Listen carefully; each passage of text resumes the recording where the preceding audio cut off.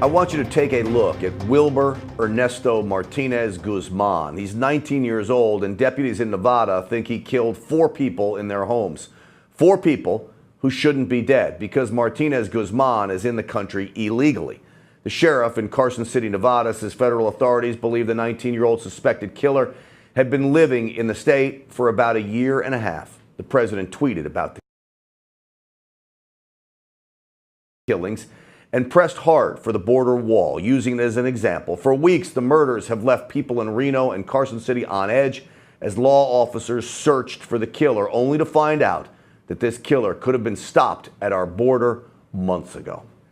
So Nancy Pelosi, the Speaker of the House, refuses to meet with angel families, the men and women who've lost loved ones at the hands of illegal aliens. She should sit down with them. She owes it to them, but instead, she hides from them.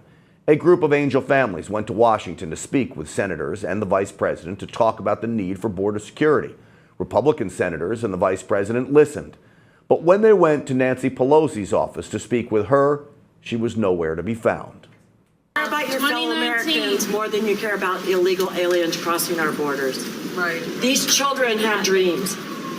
Every one of these kids had a dream, and they've been crushed. Your actions still matter. My son's life is worth more than $1, and that's an insult to all of us. $1. That's how much Nancy Pelosi said she would give for the wall. How disrespectful can she be? That mother who called Nancy out is Sabine Durden. Her son, Dominic, was a 911 dispatcher, hoping to become a helicopter pilot for the California Riverside Sheriff's Office. But that dream ended abruptly in 2012. After an illegal alien was recklessly driving and hit Dominic, killing him. The illegal alien had prior felony convictions, 2 DUIs, and was already deported before, but came back in and took Dominic's life. Dominic's mother, Sabine Durden, joins me now. Sabine, it's a great pleasure to have you on the program on a day that I understand would have been your son's 37th birthday today. Yes, sir, and thank you for having me and giving him a voice. Yeah, it's a bit of a rough day today. I'm sure it is, which is why I'm all the more impressed with you and all the angel families who come on and talk to me, because I know it's never easy to talk about this, but especially on your son's birthday.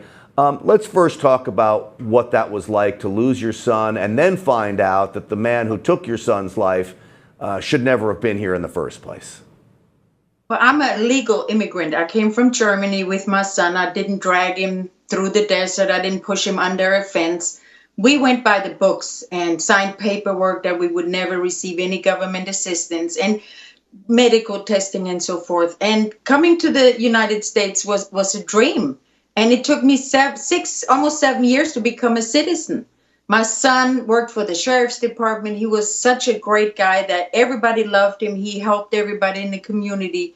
And on July 12, 2012, as he was on his way to work on his motorcycle, this illegal alien who has been known to Riverside, the judges and the DAs, with 2 felonies, 2 DUIs, which he received probation for, turned his unregistered and uninsured truck right in front of Dominic, killed him instantly and hit him so hard that it threw him into a wall.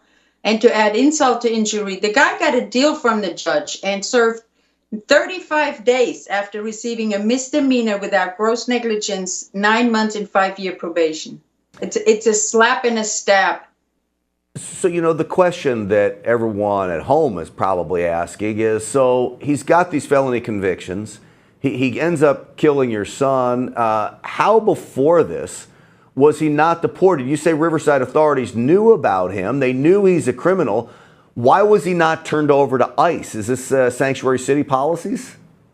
Well, Riverside City was a sanctuary city before they called it that or before it became a state. So they behaved like a sanctuary city. And the same judge who sentenced this guy to 9 months and 5-year probation after killing a citizen with his long record, he just turned a blind eye. And I found out later he was removed because he was very lenient to Hispanic offenders. And it's not just my story. I hear this constantly since I've been fighting this.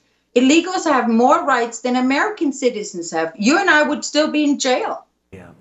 Look, the man who killed your son has ultimate responsibility for this. But when you look at things that could have prevented this from happening, it goes all the way back to how he got across the border and how are we so porous, to the point where you had judges that had numerous opportunities to either lock this guy up or send him back home again. There were so many failures. And the sad part is, your story is not unique. Truthfully, I'm getting tired of hearing them over and over and over again, and the government not doing anything about it. I feel the same way. I'm tired of hugging new moms and dads. Just yesterday, I talked to a man who lost his son in Atlanta with a drunk hit and run illegal. And it keeps going. And we need this wall. And it's not just for the American people. It's for the other side as well, for the liberals who cry for these kids who die at the border while they stab us in the back and spit at us or give me death threats for speaking out. This will protect everybody. We have to have that wall, fence, whatever they want to call it, but we need that protection, that extra layer of protection. And Pelosi, like you said, I called her out. $1 for my son. I have his ashes in here. This is his urn. That's all I have. My only child. And she didn't even have the guts to face us. She was in her office. She was there because there were other people had appointments with her. And we collected a few dollars and left them in the office to show her that here's $1 for my child, insulting us. Horrible. She should be ashamed of herself that she's not meeting with constituents, even constituents that she doesn't necessarily agree with. You represent everyone. And when you're Speaker of the House, you don't just represent the people of California, where she's from. She represents people from across this country. Well, it looks like she represents illegals, her new voter base, because people are waking up to what's going on with the Democratic Party. And I used to be asleep about politics. I came here, was like, yeah, whatever. But you learn, and now that it's in your face and you see us pleading to everybody in America, wake up and elect officials that will protect your family and stand behind our president. Quit blocking everything he does. This is for your good, because you're driving out on the roads with these illegals who drive without a license. And the illegal thing is not about race. I don't care if you're from Germany and you're illegal. You got to go. We have laws that we have to follow. What is so powerful about your story is not only the very sad and tragic end result of all of this, but the beginning part that you came here legally. If there was a wall on our southern border all the way across all 2,000 miles, that would have had absolutely zero effect on your ability to come here legally. You wouldn't have even had to worry about the wall. It's not affecting people who want to do it the right way. And that's how it should be, because like we do in our home, we don't just let anybody waltz in. We make sure we know who comes in and surrounds our families. And I'm just sick and tired of this constant catering to illegals and their rights. They have no rights. Come through the door, the front door. Don't sneak in the back. You know, they used to have safe space. They called for safe spaces, and they were in the shadows. We are in the shadows, and we need to come out and fight this. Yeah. Well, I appreciate you putting up this fight, and I know it takes strength like no mom should ever be forced to muster to come out and talk about this. Your son, by all accounts, really a wonderful man, and the nation is at a loss for not having him with us. But I'm grateful you come on the program, and I'll keep fighting alongside you and all the other Angel families. God bless you and your family, and thank you so much for coming on today. Thank you so much. And I owe my German chocolate, all of that. Thank you for helping us. Absolutely. Thank you so much. Thank you.